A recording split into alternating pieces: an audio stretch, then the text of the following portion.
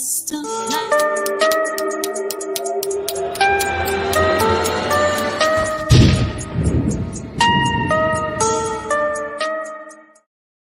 bound in chains, through battles waged and fought, through victory and pain. By test of their courage, our freedom was gained. In homage to those gone before us, the heroes of lands in the sun, we vow to join hands and to focus on building one Caribbean. Raise your voices high, sing of your Caribbean pride. Sing it loud and strong, feel our hearts beat as one. Celebrate in song as we rise to heights where we belong. Sound the victory drum for Caracum. Though great and diverse be our ethnicities, the bonds that unite us are stronger than these. Welcome, brothers. Welcome, sisters. Welcome to our program On Target.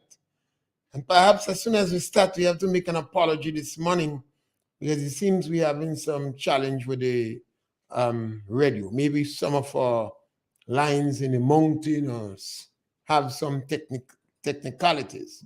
So you may not be able to hear us on 91.9 or on Sisters Radio in Caracou, but definitely on Facebook.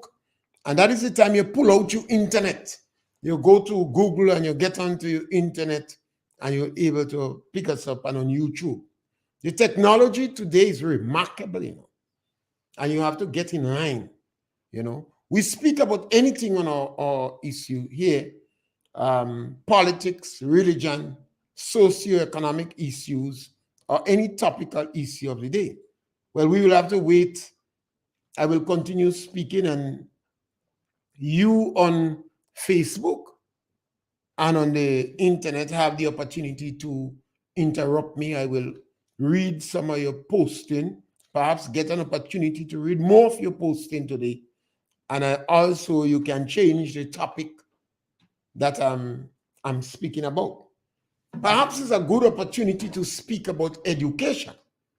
Now, one of the reasons that I am on radio speaking, because I am somewhat very dissatisfied with the productivity level in the education system in the Caribbean and Africa in general, but in Grenada in particular.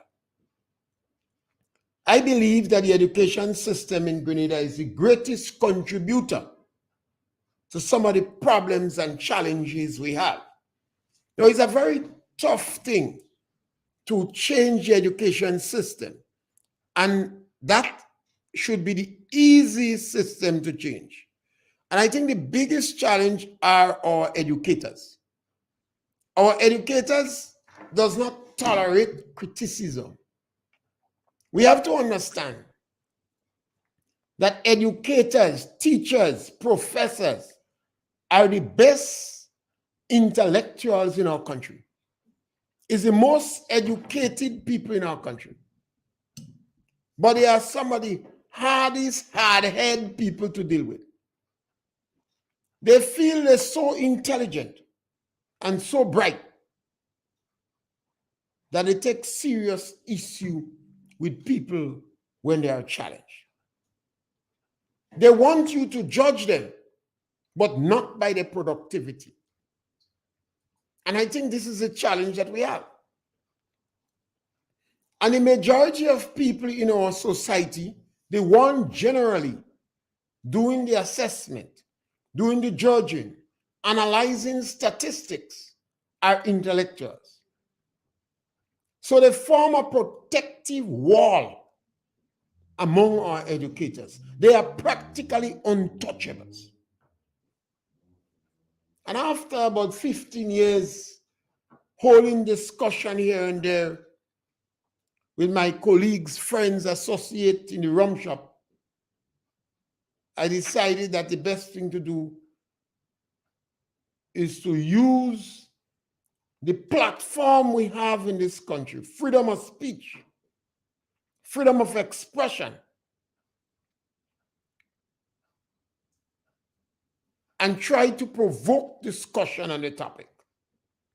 Of the 30 countries in the world, perhaps with the highest education system or the best education system or the most productive education system, whatever terminology that we could use, none of them are from Black Africa. None of them are from the Caribbean.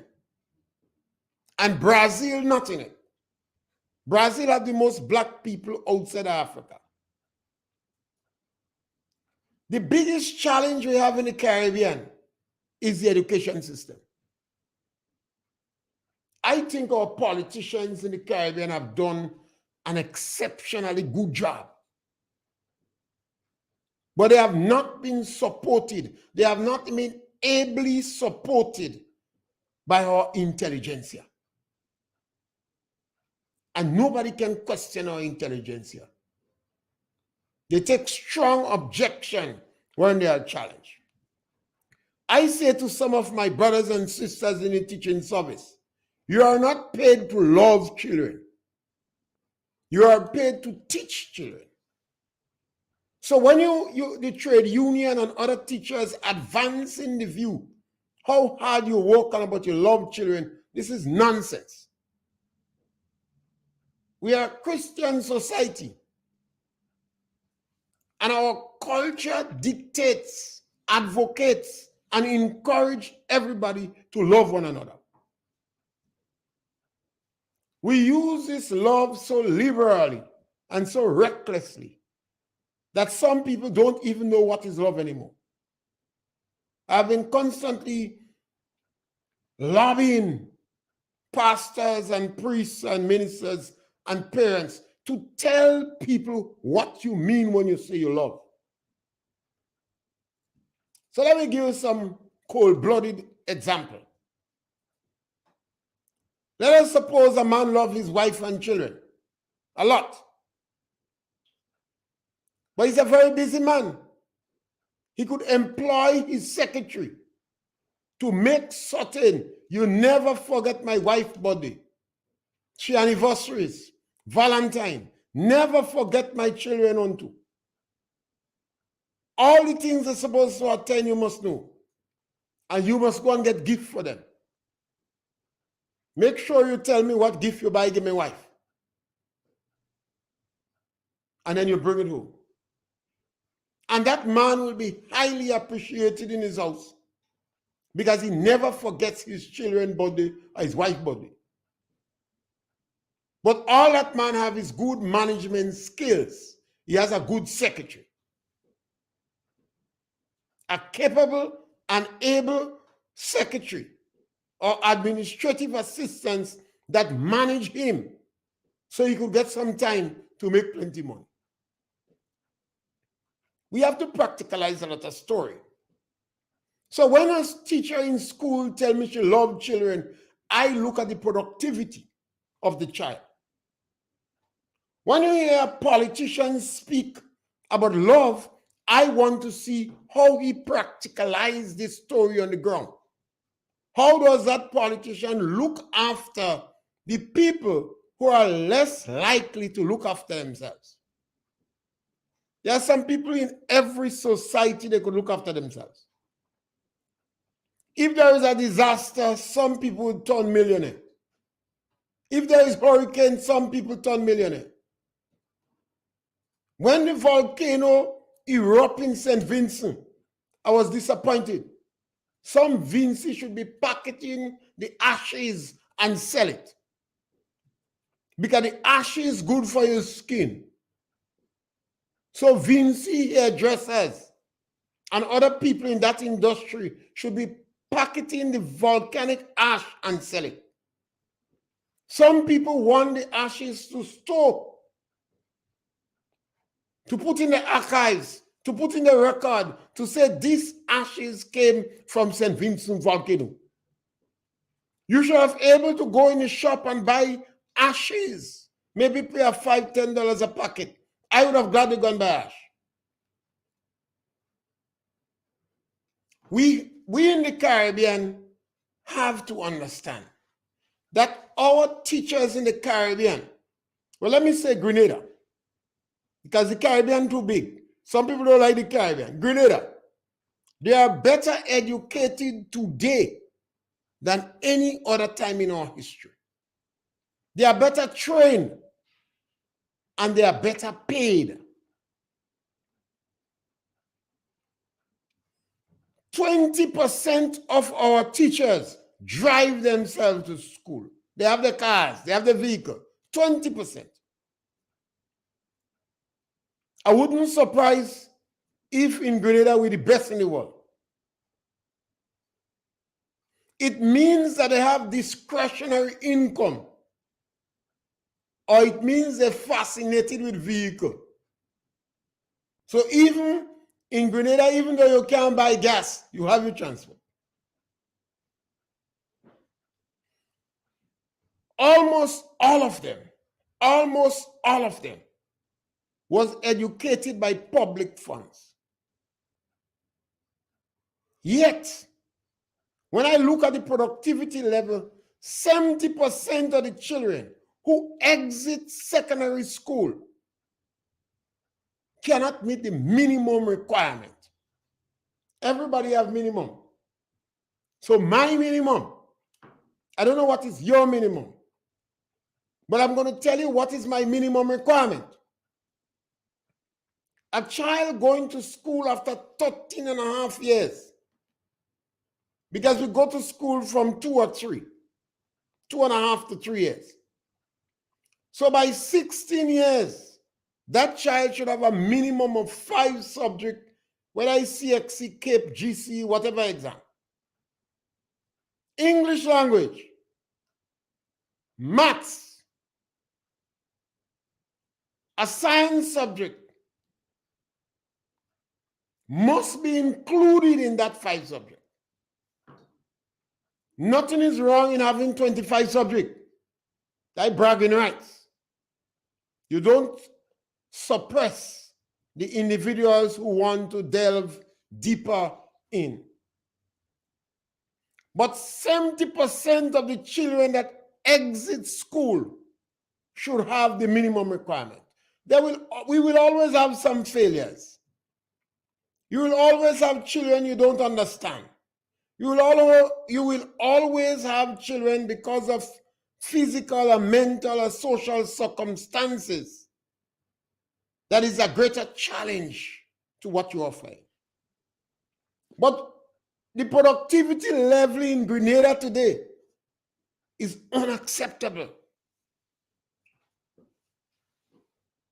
And our educators don't want to take the mirror and say, mirror, mirror on the wall, am I productive as I could be? None of them holding up the mirror. They can't even face the mirror. They go start to blink. They don't watch in the mirror. They're afraid the mirror going to answer. And when you speak to them, they're telling you about skills. And this is a subterfuge. It's a distraction tactics. What skills they're telling you about? We have a caller on the line. Yes, caller, welcome. Hello, well, I can't get the station. We have a challenge with the station this morning. I don't think the station is on. Okay, then. So you're using your computer. I got a computer, I'll call you on the phone. Yes, so you could still call us on the phone and ask any question you want. Okay, then. Yes, and the issue is now we don't have the radio on. Okay. So our radio listeners, you could share the information. They could call us on the phone still. Okay. And we will answer. But we come in on Facebook. Yes. And social media. So the radio not on for the few days? The radio not on for today. Something must happen in the mountain. Okay, then. Cut off the communication. Okay. Yes. Thank you very much. And we apologize again to our listeners who cannot get us on Real FM 91.9 and on C-Style FM in Carriacou. We apologize. But we on social media and we on Facebook. The challenge in our system, nobody in Grenada, not nobody, the authorities in Grenada don't want to face the reality. Our educators is not productive as they ought to be. And the time has come for them to shed a tear. 70% of the children that exit secondary school cannot meet the minimum requirement. And it has nothing to do with the children. It has to do with our educators. Educators are paid to teach, not parents. They are educated, they are trained. They are better educated than any other time in our history, and they are better paid. The environment under which they work are more conducive. And now they have the access to the computer. In yesteryear, you had to take bus to go in a library. Today, the library is an extension of your hand. You have your cell phone. You have YouTube. You have Google. So there is absolutely no reason why our children productivity in school is at that level. No reason. In Grenada today, yes, caller, welcome. Yes, caller, welcome. Yes, caller. In Grenada today, electricity, telephone, water, and internet is second to none, comparable with the best in the Caribbean, and better than most. So a child cannot say, I didn't get water to bathe. I don't have water. I don't have uniform. Government provides assistance for children in school. Buses galore. What is the excuse? We cannot continue to blame slavery for low productivity and lack of pride in ourselves. Now, when you speak, you hear government come with a distraction tactics that you must guard against. Government talk about training you in skills. I'm not speaking about post-secondary education. In Grenada today, we must spend about 12 to 14% of the public funds is spent on post-secondary education. 12 to 14% is spent on post-secondary education. So it's not a question that we're not spending money. We're spending money, but we're not getting results. Well, United States and other countries must be spending about 20%, and Latin America higher. But the percentage we spend, most of the people leave in the country and go in other countries and work. So we're not even benefiting from that level of talent. One of the things we're missing is the cognitive skills. The skills that we have to use to think, to read, to learn, to remember, to reason, and to pay attention. When you take all of them together, it helps the knowledge, and it helps us to use the knowledge in an everyday context. That is what we're missing.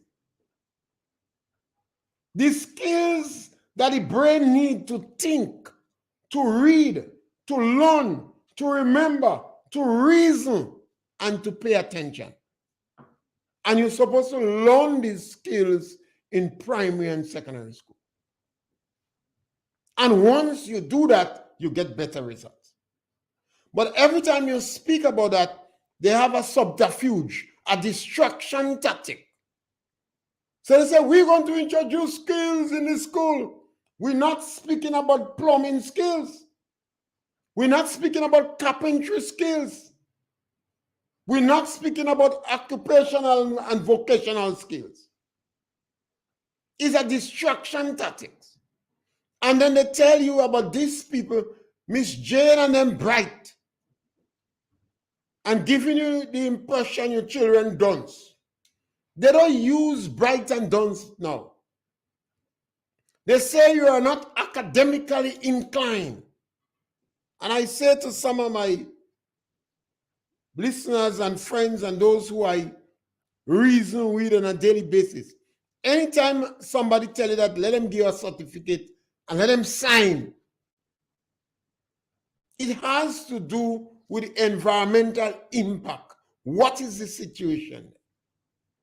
These things could be addressed overnight. And overnight is between 5 to 10 years. Because change is not, sometimes change is very slow. If we change our mentality and our attitude in schools, then the result will be better.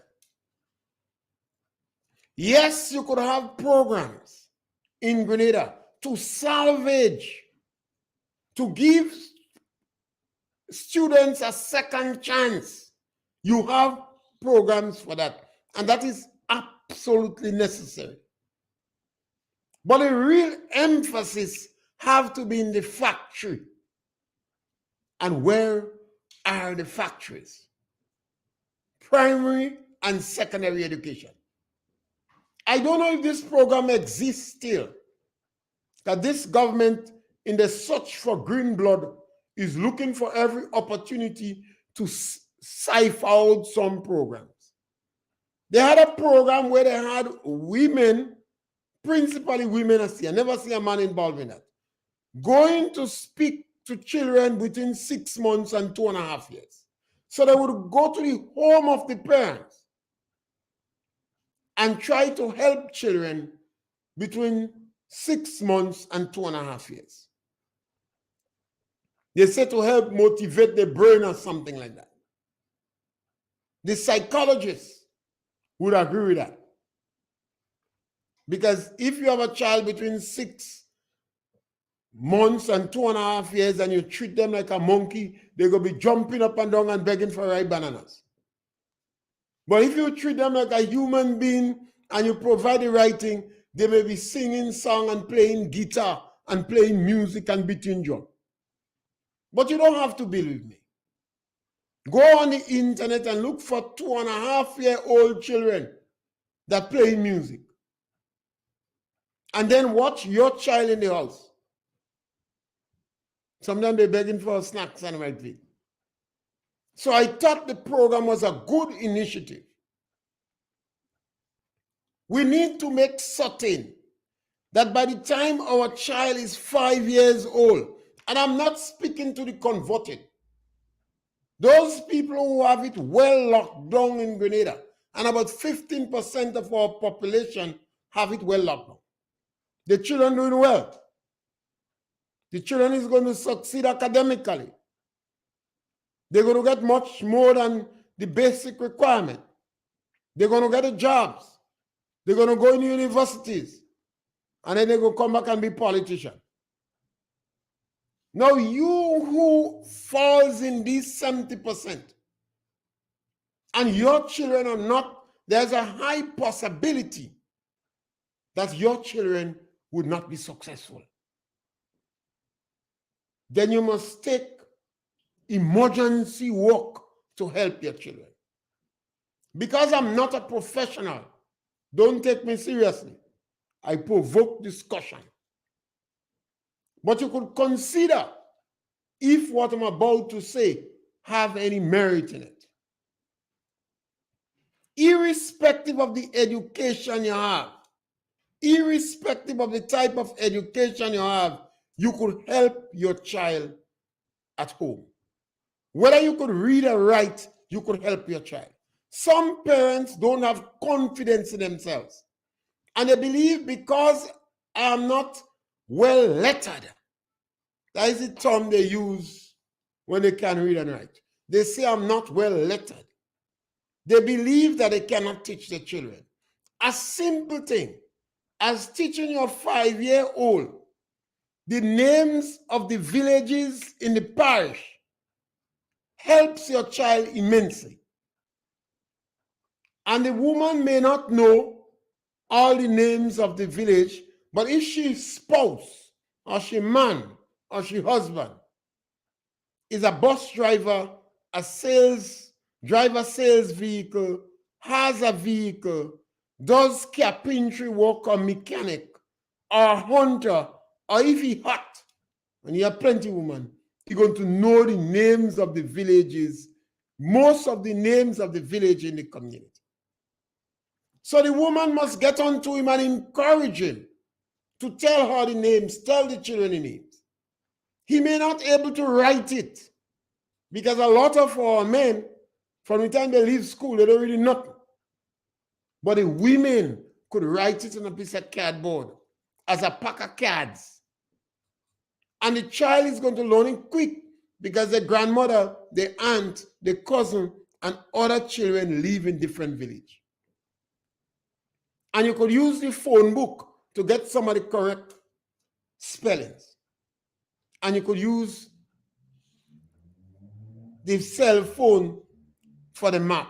Or you could ask the neighbor. Once your 5-year-old start to know that, you can teach your 5-year-old the names of 20 flowers plant. All Grenadians like a little bit of flowers. So they have a few. But between you and your neighbor, you must have 20 different flowers planted. What I'm getting at, you encouraging your child to have a good vocabulary. So when that child reaches school and start to read, they will be able to identify a significant number of words. If you're a fisherman, teach your child the name of fish in the sea. You don't have to go far from your workplace to teach your child. If you're a farmer, you teach your child the name of plants. If you like to fish, now and then bring your child and your woman or your wife by the river and make a cook. We must do more.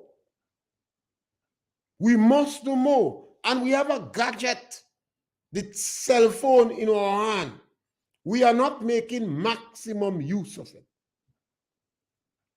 You see, if your child is 5 years old, or when your child is 5 years old, and your kid go to school, and their vocabulary is poor, and they're shy, and they don't have confidence in themselves, they are more likely to be profiled. And the teacher may well consider them as not academically inclined. I say that and I will read one of the posting on Facebook. I'm very disappointed that some are still struggling to make the transition from political campaign to that of being a minister of government. That of being a minister of government. To change the language to suit the office entrusted to them. Must applaud Minister Adrian Thomas for understanding his role as a minister in decorum and deportment. Hope others will learn from him. Well, Adrian Thomas has been a public officer practically all his life. He held top position in nutmeg and cocoa. I think it's nutmeg, but both of them seems to work closely together. So Adrian Thomas had been a Calypsonian persuader, and I think he had a short stint in the trade union. He's supposed to be an all well-rounded individual. I still disappointed that he did not object to the government adopting political victimization as part of the transformative agenda. And I hope that he would advocate that they cease and desist from firing people because of the role the people play in the political campaign. The people they are targeting are not people, in my opinion, with serious political impact. They're not from the established public service. They're more from the parallel public service. And the line of political involvement would have been blurred Because all governments before was very silent on political involvement post 1984 and practically encourage supporters to wear jersey.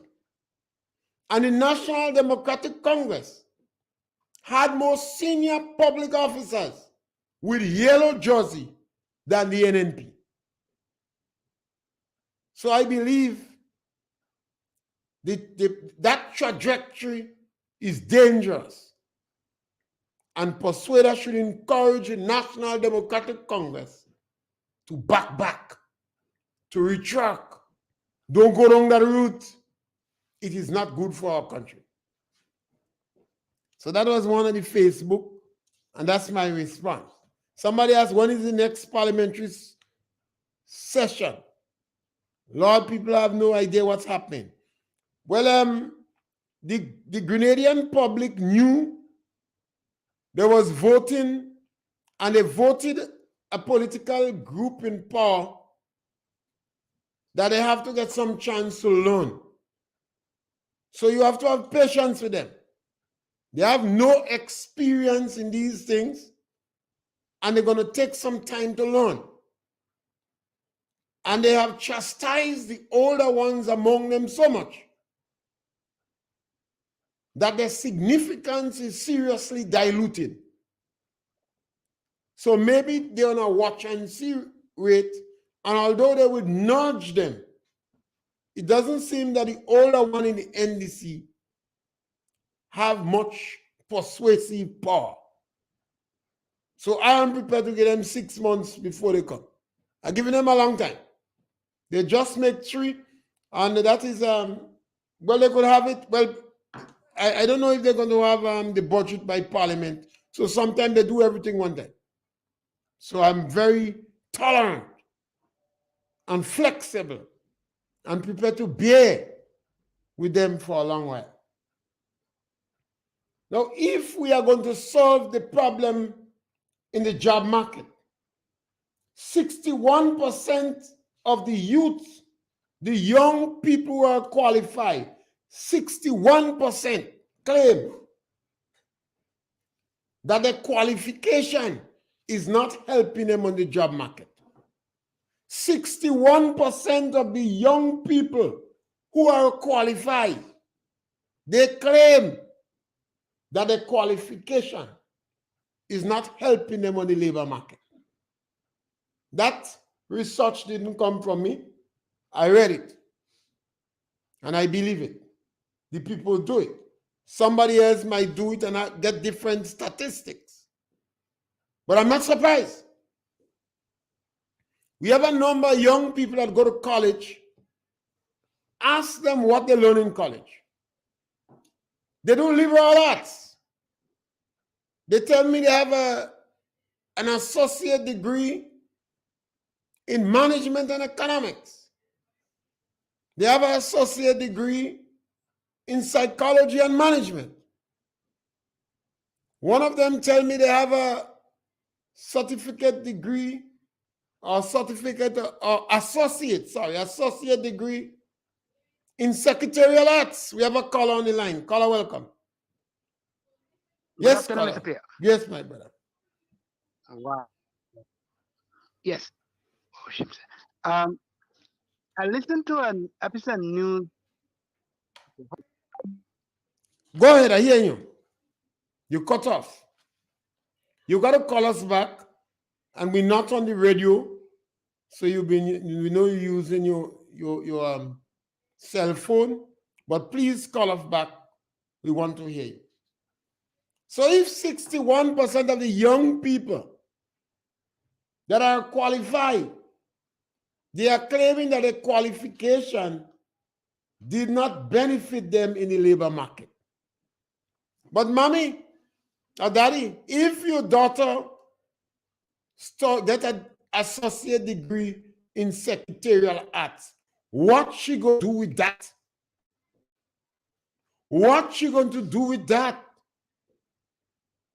In this area of high technology, you hardly need somebody to take a shot on. She might have to get a work in the courthouse or in the registry. When you get the associate degree in psychology and management, you might have to go in the mental institute and work. What are you going to do with that? After you go in National College and you get an associate degree in business management, what you going to do with that? Where are you going to work with that? You have to go and see if you get to work with government, because government is the best employer in the country. So some of our children, they're studying things, a little piece of everything. After they leave school and they fail to get the cognitive skills, they're going to spend 2 and 3 additional years studying to do that. They all have a double master's degree. She have a degree in economics and she have a degree in psychology and management. Double masters. She can't even manage she man. All she man have is the birth certificate. All he have is the birth certificate. He don't even have a driver's license. But it's he that washing on she car. He that has give it a run. And he is the mechanic for she vehicle. She have a double masters. She boyfriend have a birth certificate. And she can manage him. Now, how does the skills that we get when we leave National College, how does the skills we get when we leave National College help us to get a job? And that is what we're speaking about. So when your child leaves school, your child must have maths. They must have English language, IT, internet, the internet technology is important. You try to get your child to have a science subject, chemistry, physics, or biology, or one of them. It's good if your child could speak a foreign language. Every parent is supposed to be striving for the child to speak a foreign language. Look at the geopolitical relationship with Cuba, Latin America, Venezuela, Mexico, Costa Rica, and Puerto Rico. When are we going to wake up that Grenadians should try to have a working knowledge in Spanish? A couple hundred, several hundred Grenadians went to Cuba and studied. Several dozens went to Mexico. Some go to Costa Rica. Some go to Venezuela. And Grenadians in Puerto Rico. Yet, Spanish is not taught in school. Can't speak Spanish. When the government say they're going to transform the economy, and they've used a big word, transformation, I thought they would have bring down 100 Venezuelans and put them in the primary schools to teach Spanish. Unless what they're doing is distraction tactics. We're not talking about plumbing skills and mechanic. Over the years, we have some mechanic had to leave mechanic and go and sell roti or juice or go and drive a truck. Because the vehicle that come in, they don't have maths, they don't have physics, and they don't have computer science. Our hairdressers today need to have maths and biology or chemistry because they're gluing thing over your eyelash. When I watch the length of some eyelash, you have to do muscle exercise to develop your eyebrow muscles to hold its weight. Some of our women have to heave up their head in the air before they open their eyes. And no man can tell them they don't looking good, you know. When they heave up the eyelash, the men tell them, no, you're looking good, daughter. You're looking well. You're nice. Because they will get vexed with you. So obviously the hairdressers don't understand the maths. They don't realize the eyelash too long and the muscles in the eyebrow can't keep up the weight. And sometimes you go to the masseuse. It's a skill that needed, you know. But after they massage you, what's supposed to go up, come down? Because they don't know the anatomy. So we need the cognitive skills in school. Not excuses. Every time we speak about that, they talk about going and learn plumbing, mechanic. People don't know maths, they can't speak English, they don't have computer knowledge. What mechanic learning? Whose vehicle they go work on? Whose vehicle? The level of vehicle that come in, computerized vehicle, and you constantly have to look meters. Individual can't read. So the emphasis have to be greater productivity in the school. For the last 4.5 years, 4 years or 5 years, our educators have declared war on children. They declared war. They had an issue with government. The children did them no wrong, but they have the guts. They have the gumption. The director of public prosecution used the word testicular fortitude. It's a big word, I can't handle that. I prefer to say they even had the balls to declare war on our children. Promise to go in the class and don't speak to them. Promise to leave the classroom on a lunchtime. All of them promised to go. Well, that didn't work because a lot of them are Christians. So they changed their mind. But the mere fact that the best minds in the country could have sat down and planned this thing is a serious fundamental issue. Yes, caller, welcome. Good day, Mr. Pierre. Yes, my brother, welcome. And how are you today? Great, man. Yeah, I just want to make my 2 cents contribution to the discussion. Education is always one of my favorite subjects.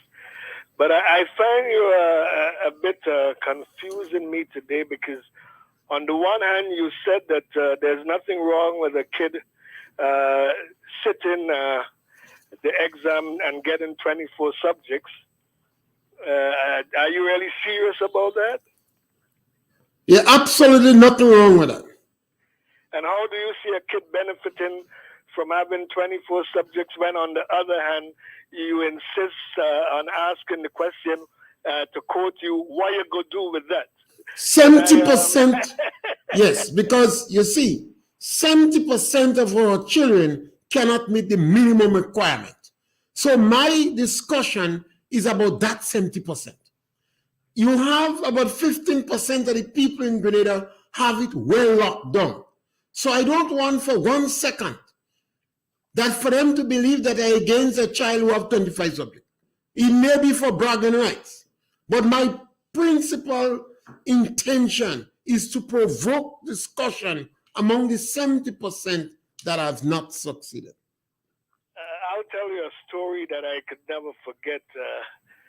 Years ago, and that's many years ago when I was a student at Presentation College, we would be doing probably the maximum 8 subjects, and then when you finish with the O levels, you do 2 or 3 subjects for advanced level.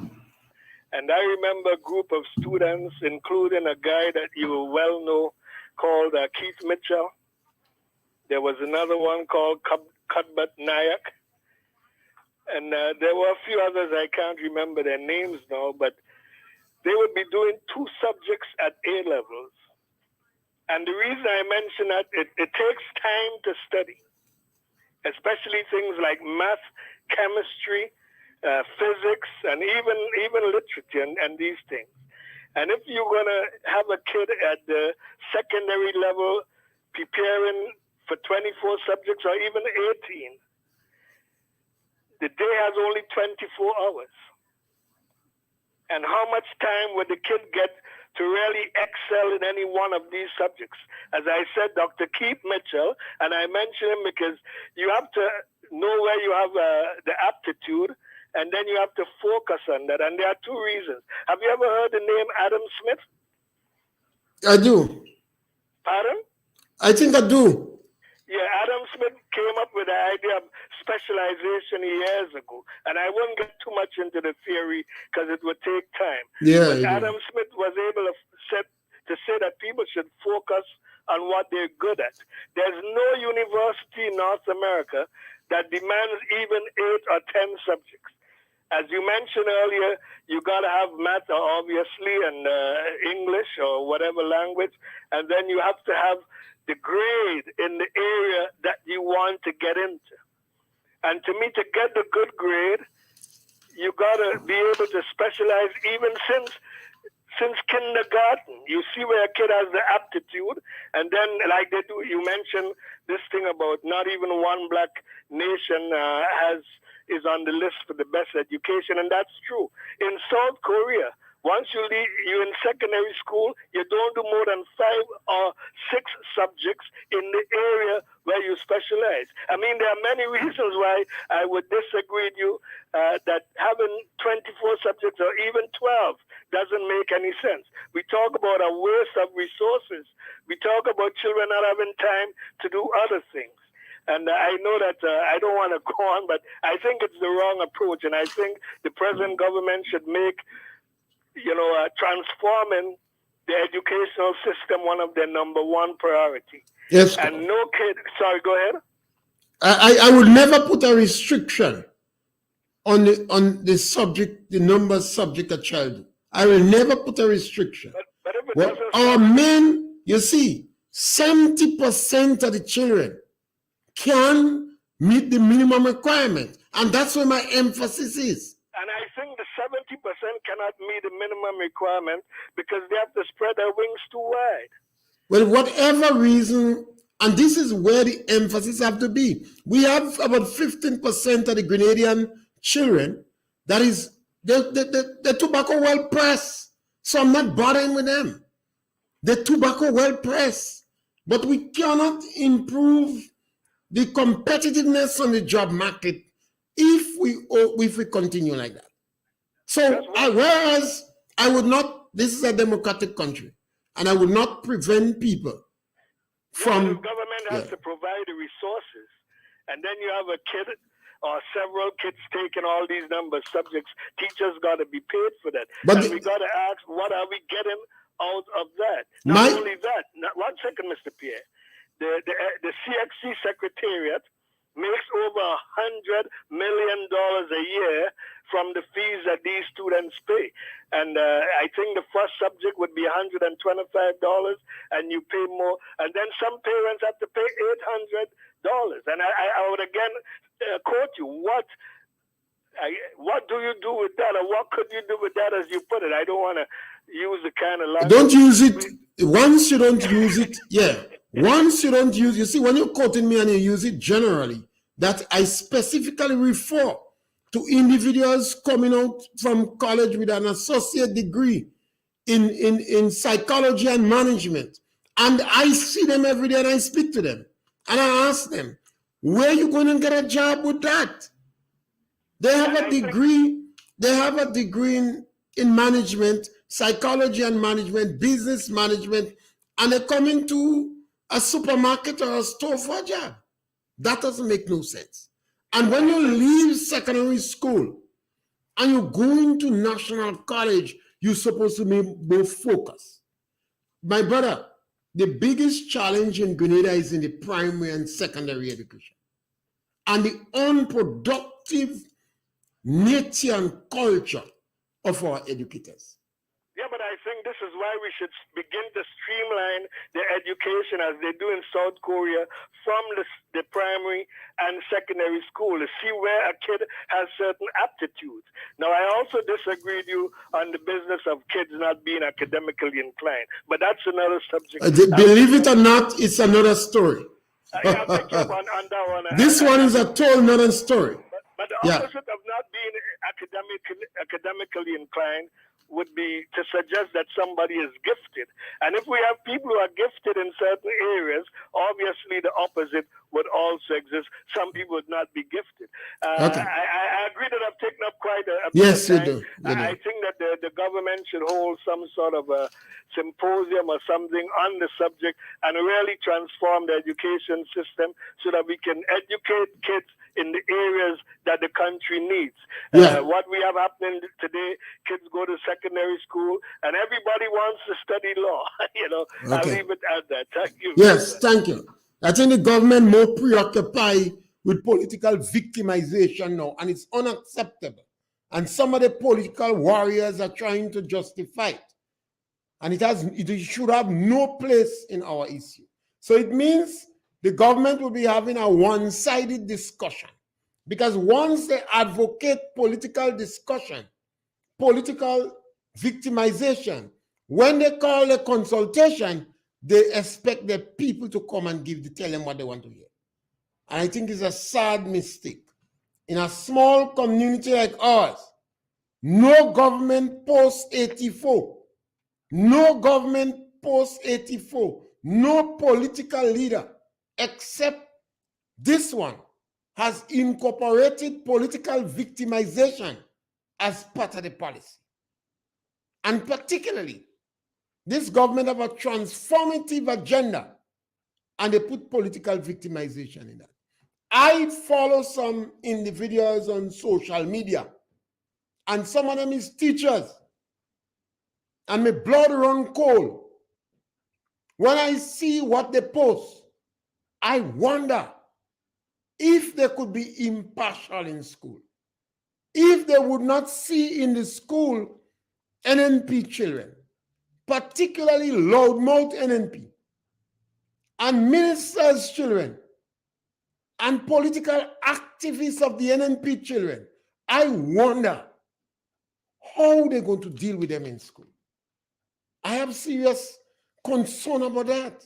And this is why no government should advocate political victimization as part of the policies.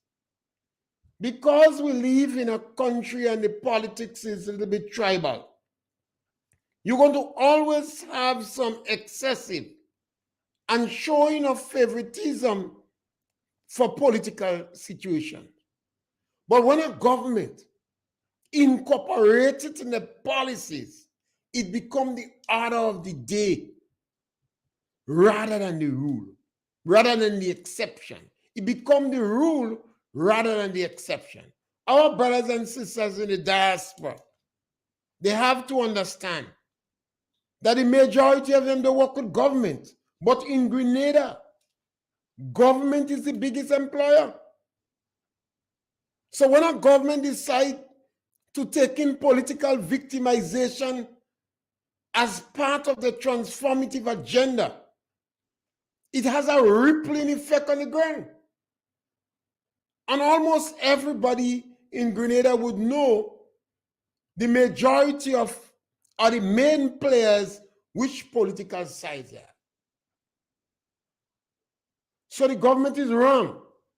The government is misguided. They are misled. And I believe they should retract. They should rescind those letters. They should take back that. Maybe they should go and pray. Or maybe they should listen to the counsel of some of the older members. They listen to the Prince of Hate too much. I don't know how influential the older members in the NDC are. Some of them must be quietly hatching on for a more progressive survival. So they don't want to rock the boat. But the NDC, under the leadership of Dick Mitchell, has taken political victimization as part of the agenda. and they are wrong. They are misguided. It's going to have rippling effect on the ground. It could also end up in the schools. Already, principals of schools are given the authority to employ auxiliary staff. When they had sports, there were some teachers who went to the sports meeting because they had to go because of the time of the day, and they turned their back on the activities. And as soon as the 3:30 reached, they walk out. Now, how will they deal with some of those loudmouth NNP children? You have some that quiet, but you have some NNP at loudmouth. How will they deal with them? And time will tell. But I believe we could make a difference in our education system. The government spends a significant amount on education. I don't know what the government could do more in terms of money. I don't think it's money. I think the government have to change their attitude. But this government, I don't think they could rock the boat, because the union give them the support, and I know how things work. Some of the staunch, they put their members in position so the members would not challenge them. So I appeal to parents, and that is why I'm advising parents. You 5-year-old, increase the vocabulary. Try to get the father of the children to play a greater role. The women have to help them. Encourage them to teach their children the name of the villages. You might think that is insignificant, but the vocabulary, and the women will be able to spell the names of the village. Some fathers can't do that. Don't waste time. Don't embarrass them. You women do it. Make the children write it on a piece of cardboard. And you surprise 5-year-old know the names of the villages in the parish. River Sally alone. If a child knows the names of the villages in River Sally alone, is a serious advantage. The name of 20 flowers, the name of 20 birds, the name of 20 fish. Teach your children at the age of 5. Start to teach them to play some music. Whether it's the drum, a shell is very cheap. If your child could blow the shell, then later on, it'll be easy for them to blow a trumpet. I appeal to my brothers and sisters, because this trajectory we're going in, some of you children could get left. Some of you NNP children could get shaft in school. And you can't sacrifice your children's education. You cannot. You will constantly hear me on my program speaking about education. That is the reason I came on the air. Every other reason is secondary. Because I believe we can change the productivity level in the school with or without the teacher's input. Our education system like to hatch onto success story. So if you're good, they will help you. But if you're not good, long ago they say you're dunce. Today they say you're slow, or you're not academically inclined. But the ordinary children understand is bright and dunce still reading. And you could change the dynamics if your children have confidence in themselves. And if you do that, and you teach them to blow the shell, and you teach them to beat the drum, they will have confidence in themselves, and the teachers will hatch onto success story. And we want to apologize again for those of you who didn't hear us on the radio. It is some technical problems, and we will back with you again next week for another program of On Target, and tomorrow we'll join with Master Carl. Thank you very much. Brand new horizon, the future now firmly in our hands. Raise your